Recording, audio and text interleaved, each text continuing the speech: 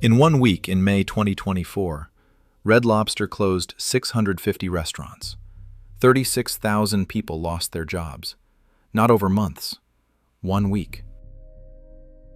Every headline blamed the shrimp. A $20 endless shrimp promotion that lost $11 million. That's the story you've heard. Here's the problem. $11 million was the bleeding you could see. There was an internal hemorrhage that had been running for 10 years. A $1.5 billion extraction, signed the same day they bought the company. Here's what actually happened. The day Golden Gate Capital bought Red Lobster, they sold it. Not the brand, not the business, the ground underneath it. 500 restaurants. Gone. Same day. 2% rent increases every year for 25 years. Locked. In 2014, Red Lobster was not a distressed asset. 700 restaurants, decades of brand recognition, a profitable operation owned by Darden Restaurants, the same group behind Olive Garden. Darden wanted to refocus. Golden Gate Capital, a San Francisco private equity firm, paid $2.1 billion in May 2014. The same morning, Golden Gate signed a second contract with a real estate company called American Realty Capital Properties. They sold them the land and buildings underneath more than 500 Red Lobster locations. $1.5 billion. Red Lobster's buildings, all of them, gone from its balance sheet in a single morning. They paid $2.1 billion. They got $1.5 billion back. Same day. Net outlay, $600 million. In their place, a rent bill, $119 million in year one, whether the dining rooms were full or dark. Golden Gate had used Red Lobster's own real estate to finance the acquisition. The company paid for its own purchase, and then it paid rent on what it used to own. 2014. $119 million in annual rent. 2023, $191 million. Same period. Red Lobster's total sales dropped 23%. The rent grew automatically. The business shrank. Every year, the rent took a bigger share of a shrinking business. Every manager running a Red Lobster anywhere in America was operating under a fixed cost that increased every January, regardless of how that location performed. A bad quarter didn't reduce the rent. A slow month didn't pause the invoice. And in 2024, Red Lobster's own CEO, Jonathan Tibbis, said this under oath in federal bankruptcy court. The company's leases were priced above market rates. Above market rates. On buildings the company had once owned outright. By 2020, Golden Gate had exited.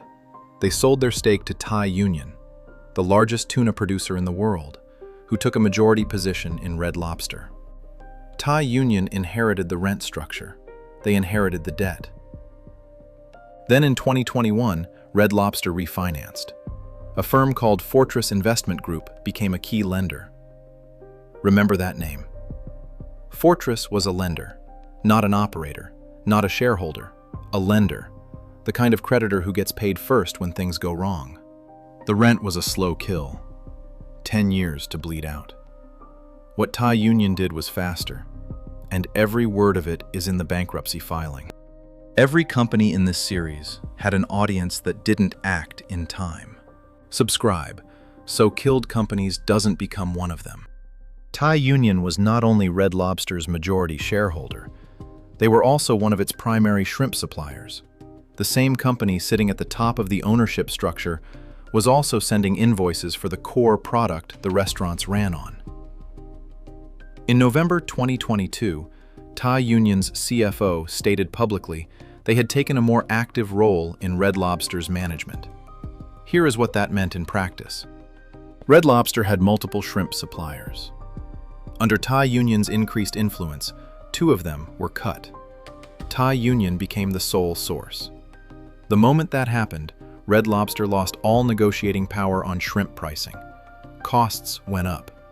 Thai Union's revenue from Red Lobster went up with them. Then in May 2023, Red Lobster made Ultimate Endless Shrimp permanent. A $20 all-you-can-eat promotion, no longer seasonal, now a permanent fixture on the menu. The economics of that decision only make sense when you know who was supplying the shrimp. Red Lobster was the customer. Thai Union was the sole supplier. A permanent, unlimited shrimp promotion, running indefinitely, with a sole source contract, means one thing: an open-ended, guaranteed purchase order. For Thai Union, funded by Red Lobster's losses. Red Lobster lost $11 million on that promotion. Thai Union sold more shrimp than ever, at above-market prices, to a company it partially owned. Here is what Red Lobster's CEO stated, under oath, in bankruptcy court, about how the decision to make that promotion permanent was reached. In apparent coordination with Thai Union. In January 2024, Thai Union announced they were exiting. They disclosed a $530 million write-off taken in Q4 2023. Their statement cited COVID-19, rising costs, higher interest rates. It did not mention the leases. It did not mention the supplier arrangement. 4 months later, Red Lobster filed for bankruptcy. May 2024, Chapter 11, $1 billion in total debt. 140 restaurants closed in the first week.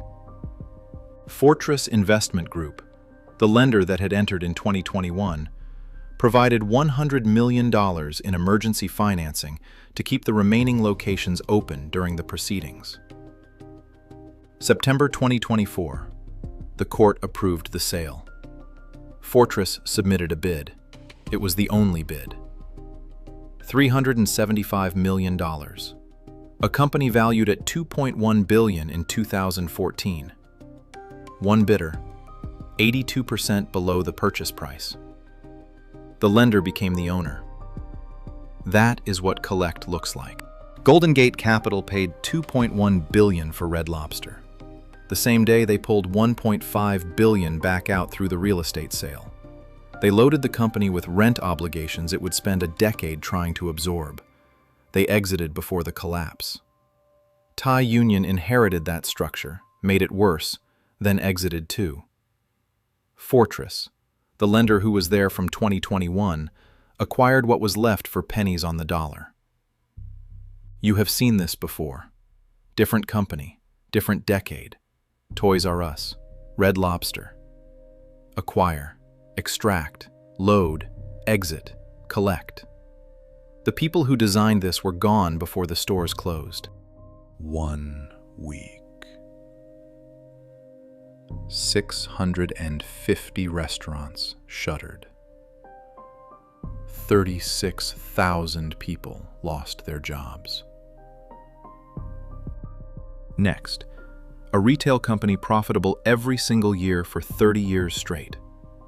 Their private equity owners ran the numbers and concluded it was worth more dead than alive. We have the memo.